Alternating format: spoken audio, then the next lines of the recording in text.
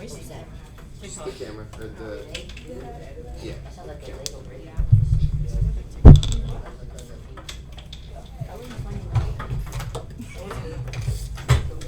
Blake, don't be a little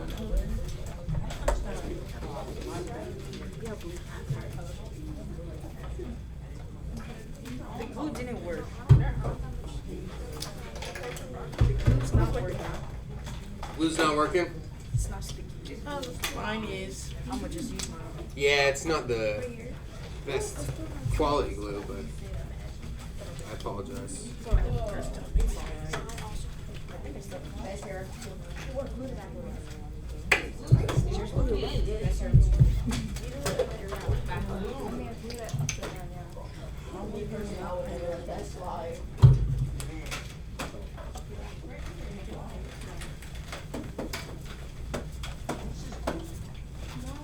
Perfect. Let's get it over here.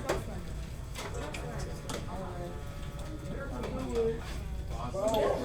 Great job, you guys. Yeah, I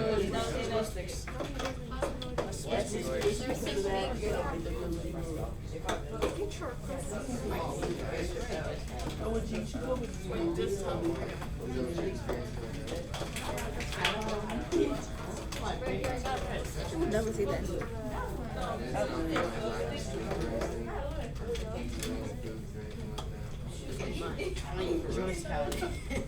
Well, I mean, he makes small sandwiches here and there with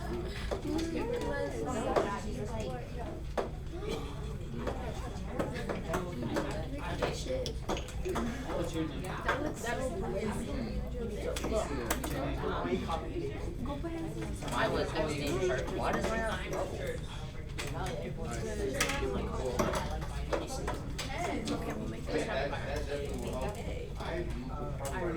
Oh, don't you have a glue? Find out. headaches here and there,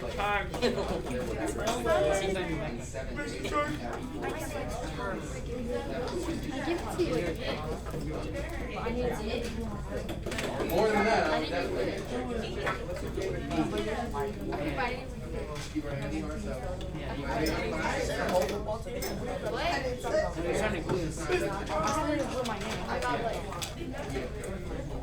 Yeah.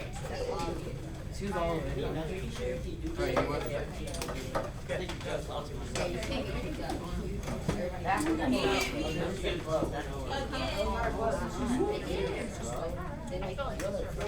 That's a rich ticket.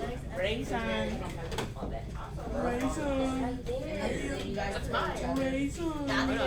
Stop it. Stop talking. Stop talking. Alright, looks like we all got this glued in. Let's go ahead and move on. Yep. Oh, you got an extra? How many? Did I give it to you guys twice? Oh, that's mine. Alright. So this is a direct review of what one of those Desmos slides was, right? We have 3 components of a number in scientific notation. We have our number out in front. Here it's 3.5. And this number out in front must have only 1 digit to the left of the decimal.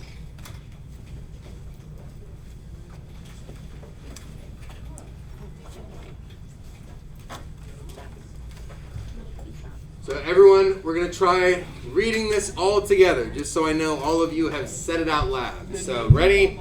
We're going to read what's in this blue box together. 3, 2, 1, go. The number in front must have only 1 digit to the left of the decimal. How many digits to the left of the decimal do we need? 1. 1. What about 2? No. What is it supposed to be? 1. 1. Good. Okay, now we're not going to forget. 1 digit to the left of the decimal only. Okay? So we can't have 10.5 out in front, because 10 has 2 numbers to the left, right? 1 and a 0. The second thing we need to make sure we have is a multiplication sign in the middle. It doesn't matter if you use an X or a dot. Either one is fine for this.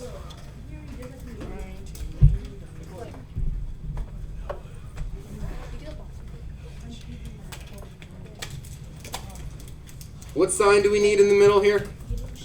Multiplication sign. Multiplication. Everybody all together, what sign do we need in the middle? Multiplication. Multiplication. That's right. Good. And then we also need a power of 10. So 10 with an exponent. A power of 10. The only thing we need to make sure of here is that our 10 doesn't have a fraction or a decimal as an exponent, okay? It can be negative. We can have a negative exponent like we saw yesterday. We just can't have a fraction or a decimal, right? So real quick, let's take a look at some non-examples. I don't want anyone to get confused by this, so please make sure you write out non-examples and put a box around it so you know.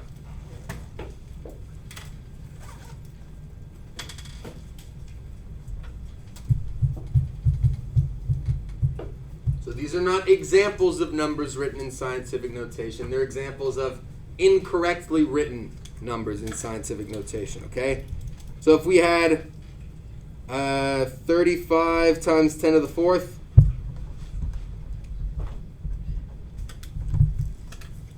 What's wrong with that? 35 times 10 to the fourth. Compare it with our correct one right here. Noah, what's wrong with that? There's no decimal on the 35. Good, okay, good. So we don't see a decimal on the 35. There is a decimal, right? Yeah, it's just As we saw in the warm-up, there's a decimal at the end of 35. But if our decimal is right here, how many numbers do we have to the left of our decimal? 2. How many do we need to have? 1, right? So we have too many numbers on the left here. 2 numbers left of decimal. Okay, so we got to watch out for that. We don't want that. What's wrong with this one?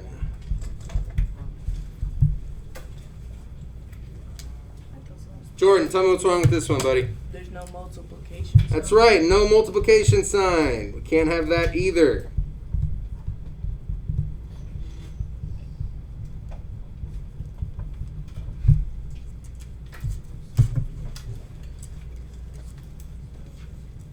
What about 3.5 times 8 to the fourth? What's wrong with that one? Yeah, Hannah. It's not a power of 10. It's a power of 8. We can definitely never have that, okay? And I don't even ever think you'll see this, but just so we all know for the future, we need a power of 10. Can't have a power of 8 or anything else.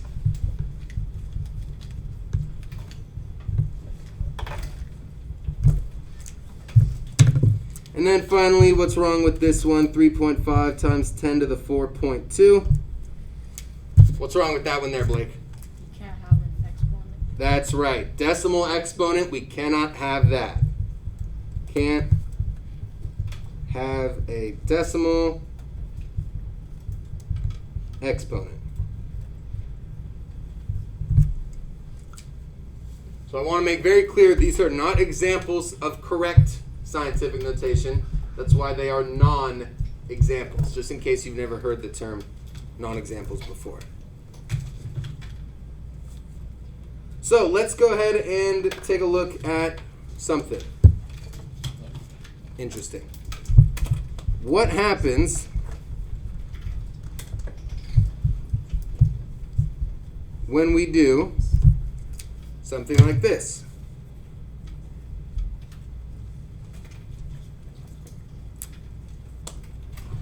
4 times 1,000. Oops, you can't even see. There we go. Is everyone okay with that framing? Yes. Okay. If not, just let me know.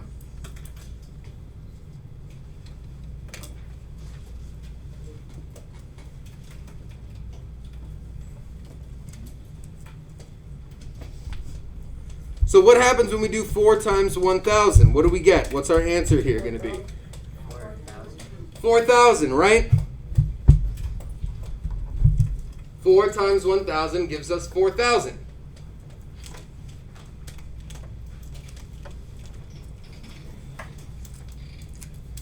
And like we explained in the warm-up, now we're just putting it into writing. Here we have 3 zeros, right? We've got 3 zeros in our 1,000. So we can rewrite 1,000 as 10 to the power of 3. Right? 10 times 10 would be 100. 100 times 10 would be 1,000. So 1,000 we can rewrite as 10 to the third. If we bring our 4 times down, we now have the exact same expression, but written in the correct scientific notation. And it still equals 4,000. Nothing has changed about our expression. We just wrote it differently. That's the main idea of scientific notation. We're not changing anything, we're just rewriting it, okay? And then this right here, correct scientific notation. So I also want to point out that yes, 4 out in front doesn't have a decimal that we can see, right?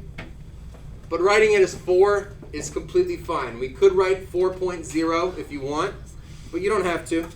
You can just write it as 4.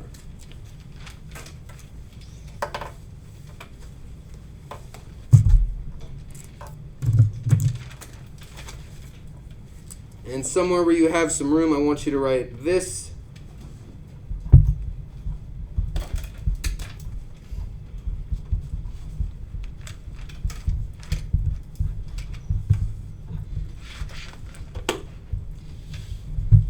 Positive exponent equals big number.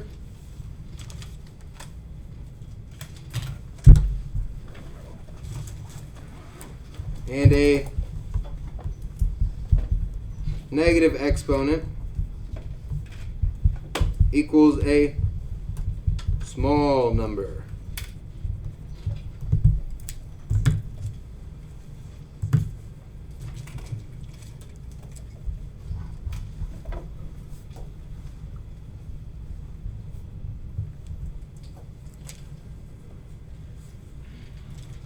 Put a box around it, put a cloud around it, whatever you need to do to really highlight that portion of these notes, because this is key.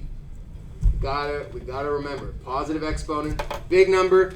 Negative exponent, small number.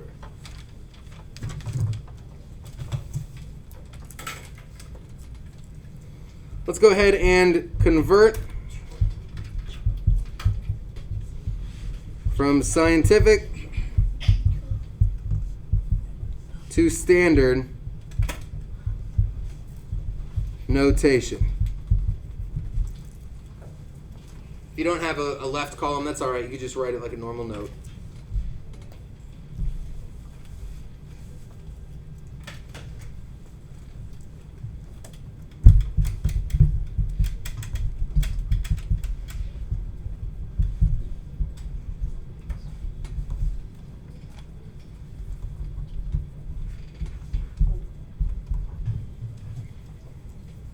So, when we're converting from scientific notation to standard notation is just a number, like 4,000. That would be standard notation. The exponent on our base of 10 tells us how many times we're going to move the decimal, or how many spaces we move the decimal. By spaces, I mean place values, but I'm trying to simplify it for us.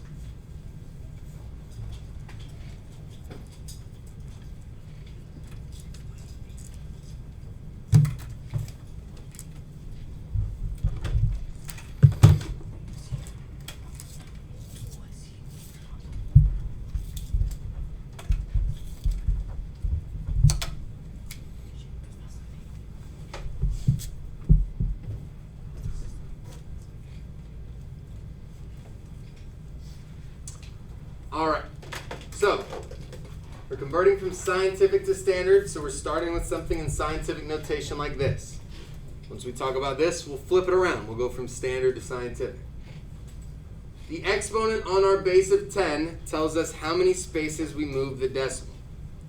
So what is our exponent on our base of 10 here?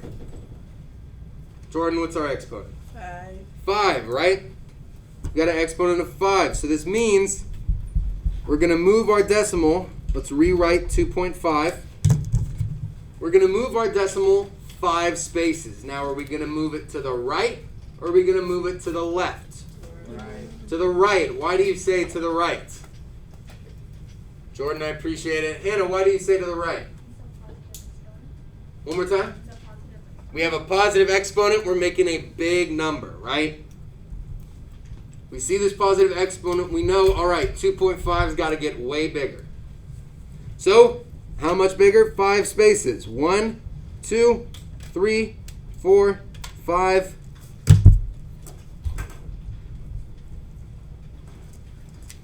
Just like that.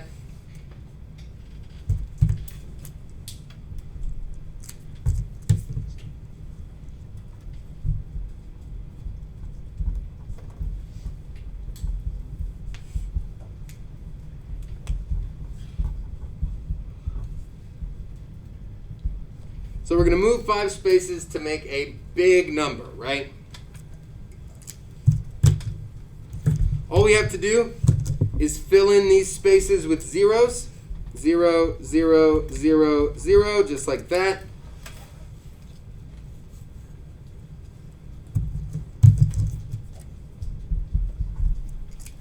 And we can see that our answer is going to be 2, 5 with 4 zeros. 250,000. And that's standard notation. Just a normal number. That's standard notation.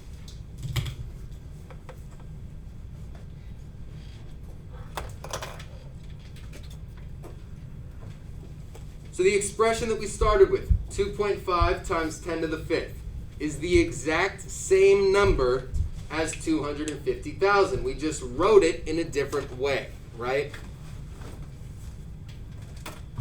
Just because you wrap a present doesn't change what the present is. It just changes the appearance of it. That's all we're doing here. So an exponent of 5, we see it's positive. We know we're going to make it bigger. We move that decimal 5 spaces, and that's our answer. Now, something I want to something I want to point out is that you may hear people say, "Oh, the number, the exponent on 10 is the number of zeros you're going to put in your answer." That's not always the case because we have an exponent of 5, but we only have 4 zeros in our answer. That's because of this 0.5 here. That 0.5 took up one of our decimal space moves. So we're not just adding 5 zeros to 25 and calling it a day. We have to move it the correct number of spaces. So as you're starting out, I am going to require that you do this with the whole, I don't even know what to call them, little loops or bumps or whatever. But I do want you to do this on the worksheet because it'll help you get in the groove of it. And I've been doing scientific notation for how many years, and I still do the little bumps every single time. Like if you look at my answer key, I literally did the bumps for all of them because I needed to. It's a visual thing, you know? So don't feel bad about doing it. I would highly recommend you do. One more example of this, and then we'll flip it around. Let's see a negative one. Let's do 2.5 times 10 to the negative 5th power. Almost the same exact problem. Now we're just going to see what difference that negative sign makes. So let's write out our 2.5, give it some space on the left because we're going to be moving to the left. How do I know that I'm moving my decimal to the left here? What tells me? Azalea? The negative sign, exactly. This negative sign, refer back to your cloud, negative exponent, small number, okay? So, I'll leave it right there. There we go. So we're going to move our decimal, again, 5 spaces, but we're going to go to the left. Okay? 1, 2, 3, 4, 5. Make our new decimal right there. And then once again, we're going to fill in all our open spaces with zeros. And it can be kind of hard to see sometimes, but I'm not putting the zeros at the points. I'm putting the 0 in the little bump right here, okay? Because if you put them on the points, you'll only do 1, 2, 3, 4, 0. I guess you could do it either way. Never mind. I don't want to confuse you anymore. So we moved it 5 spaces to the left.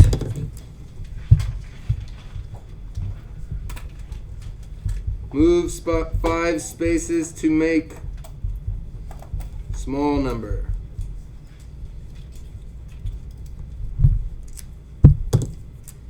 And then we have our standard notation answer, 0.00025. And I also want you to put a 0 in front of the decimal, which I hope at least you're all used to doing. Right? Putting a 0 in front of the decimal. Give me a thumbs up if that sounds familiar to you at least. Okay, good. So make sure you got a 0 in front. Your place values are good. And that's our final answer. So take a look at the difference. All we changed between example A and B is putting a negative sign on our exponent. But that changes these numbers from 250,000 to, I don't even know how to say whatever that number is, 2,500 thousandths, I think, or 25 millionths, something like that. And if we're talking about money, that's a pretty big difference, right?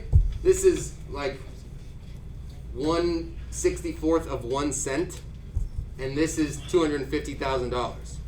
All we changed in the scientific notation, though, is the negative sign. Pretty interesting. At least I think so. Let's go, let's go standard to scientific now. Let's flip it around.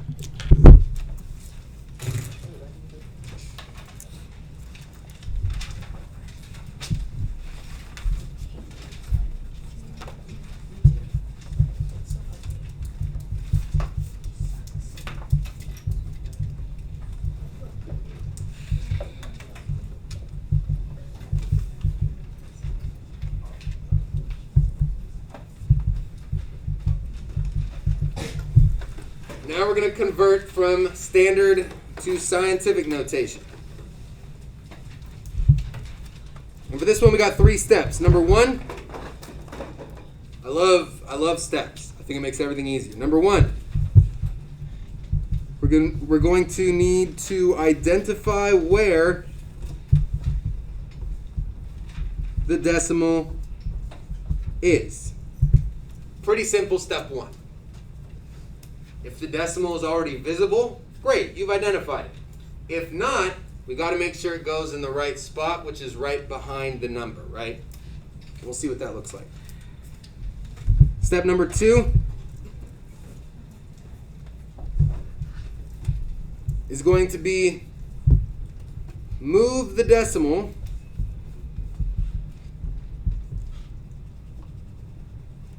until you only have one number to the left of the decimal.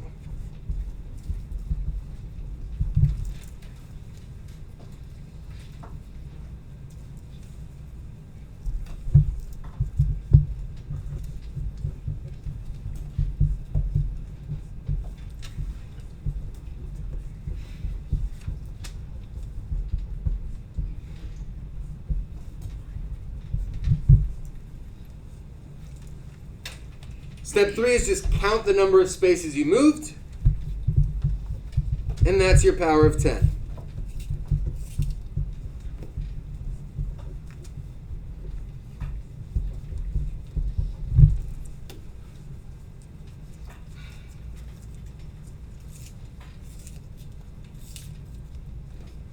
Still have to keep in mind, though, that if it's a really small number, we need a negative exponent, right?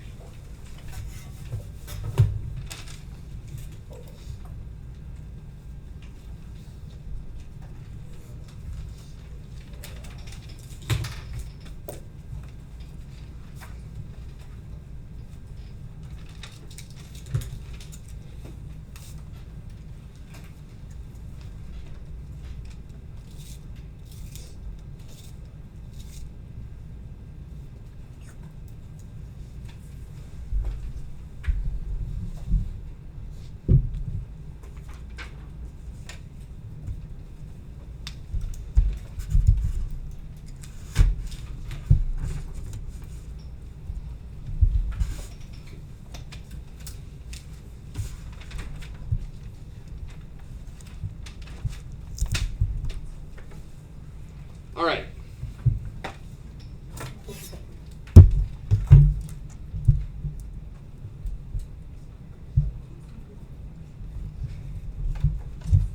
Oh, they don't line up, but that's okay.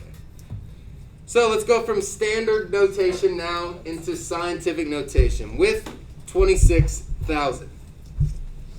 First step, we got to identify where the variable, where the decimal is at. Where's our decimal? Is it in front of the 2? Is it in between the 2 and the 6?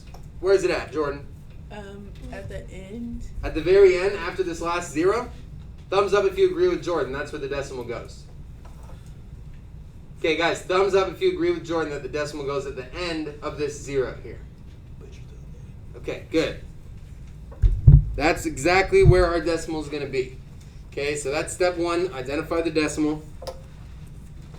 Step 2 is we're going to move the decimal so that we have one number to the left of our decimal. And here's a way that I suggest that you do that. I'm just going to rewrite it. Now here's how I would suggest you do that. Find where it needs to go first and then do your little bumps over. So we know that it needs one number to the left of the decimal. So which 2 digits is that decimal going to need to end up between? Hannah? 2 and 6, right? So in between 2 and 6, I want you to draw a little, it's called a caret. That little upside down V looking thing. It's basically just the tip of your arrow. Because I want you to know right away, boom, that's right where we need the decimal to end up, is right there, okay?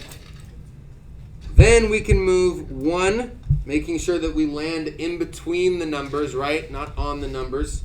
1, 2, 3, 4. And that 4th bump goes right up into the arrow. So you can easily see and count the number of little loops here. 1, 2, 3, 4 spaces. And that's our step 3.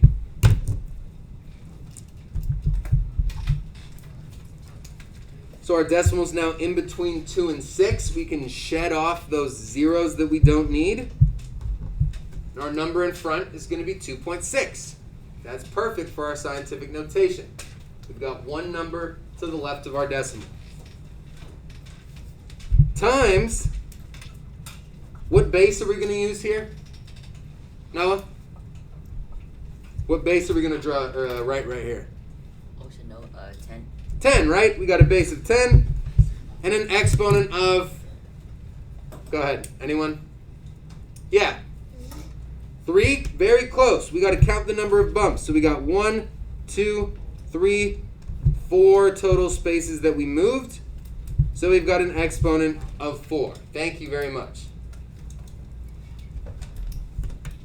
We moved 4 spaces total.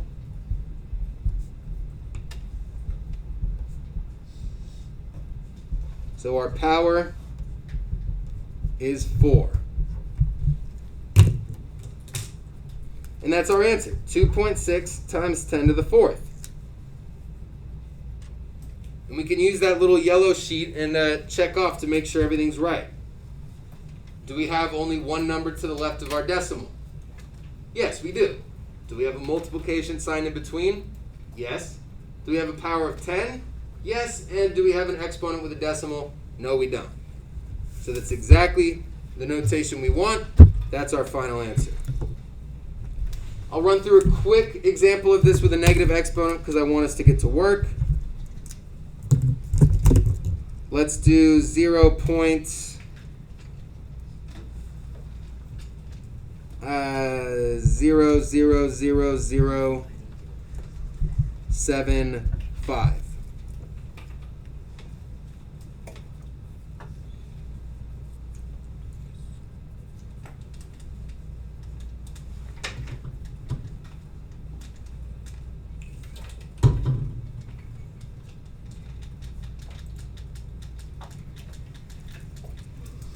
So step one is identify where our decimal's at. Do we see where our decimal's at? Yes. Yeah, it's right there. So we don't even need to do what we did in example C and draw it. It's right there. So we can just move it until we have one number to the left. So which two digits are we going to have to go in between here with our final decimal spot? Noah, go for it, sir. 7 and 5. In between the 7 and the 5. So we'll draw our little arrow right up in there in between 7 and 5. And then we'll move over and then count. 1 space, 2 space, 3 space, 4 space, 5 spaces total. 1, 2, 3, 4, 5. So what's our final answer going to look like? What's our number in front going to be? 7.5 times in the middle 10 to the power of 5, right? All good on that one? Anything wrong with that? Hannah, what am I missing there? That's right. Negative 5. We've got a really, really, really small number. 0.00075. Super small number. So we got to remember that with small numbers, we've got a negative exponent.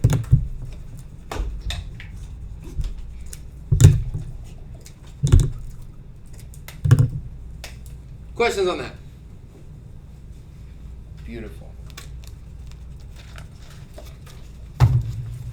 So let's go ahead and see how we do with this worksheet. It is a little bit on the long side. It does have a back. I'm sorry in advance. However, the more practice you have with this, truly the better you get. So we need as much practice as we possibly can. I think you get to your science teacher and then not knowing how to do this. And they're like, oh, Mr. Church must not have taught you very well. Why? You need this. You need to know this for science class too. Next turn.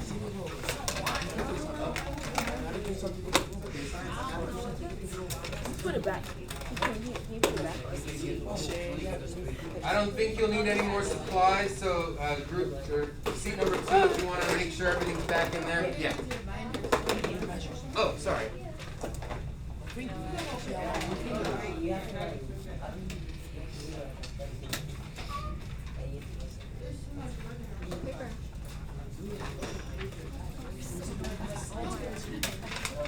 Oh no, that's a lot of zeros. There's more zeros than this.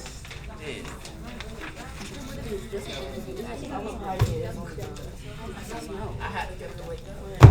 I looked at my phone.